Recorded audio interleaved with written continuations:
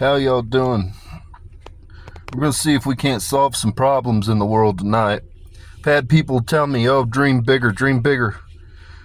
You're not dreaming big enough. You're not using your influence enough. Well, I'm going to show you the level of influence I have. I'm going to give you guys information that's the Paul Harvey. You know, a lot of Americans, probably much like me, are wondering, why are we picking with little old Venezuela? Why are we fucking with little old Maduro? What the fuck? Yeah, they got natural gas. They got gas reserves. Okay, well, what gives us the right to go there? Well, I'm going to tell you the Paul Harvey on how this pissing match came to fruition and what we're actually trying to do to Venezuela. I have the real facts. I know where this originated from. I have the figures, the dollar amounts, the years, how many years ago it actually happened. And ultimately, at the root of this, what is it that's driving this? Well, it's our price of gas. OPEC is controlling the production right now. They're regulating it. And so that influences the gas price. Well, historically, whoever controls the president that can guarantee cheap gas gets elected.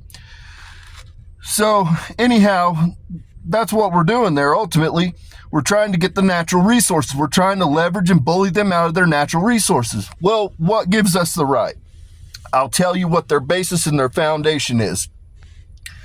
So, 45 years ago, there was a loan made to Venezuela to the tune of $15 billion.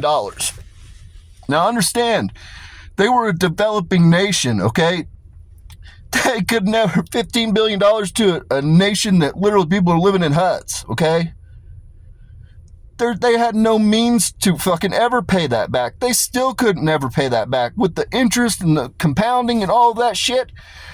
So what we did was we set a fucking honey trap for them, is what we did, because we were aware that they had natural resources. And so right now they're getting ready to go and obliterate a country, send Americans off to war, which it'll be a fucking Vietnam type war, because hell, the Venezuelans are going to fight for their life, just like the fucking Iraqis, the Afghans, the fucking, you know, it's like one of those places you send a fucking dying nation. You know, fucking Russia learned when they went against fucking Afghanistan.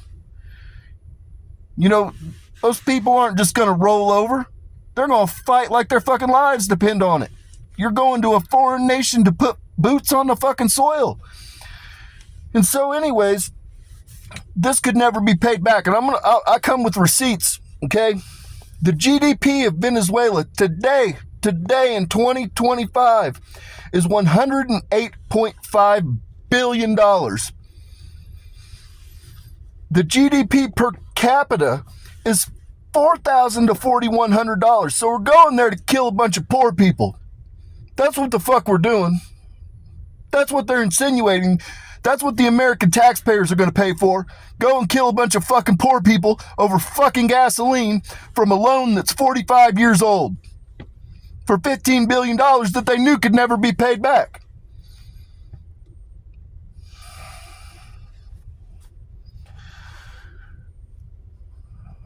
Fucking A, man. Fucking A.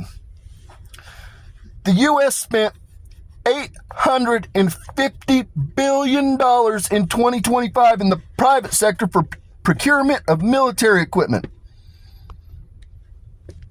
$850 billion to bring about death and destruction.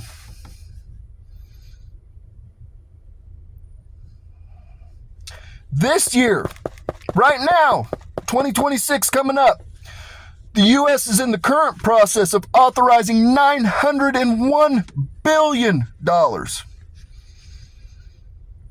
to blow shit up and bring about death and destruction.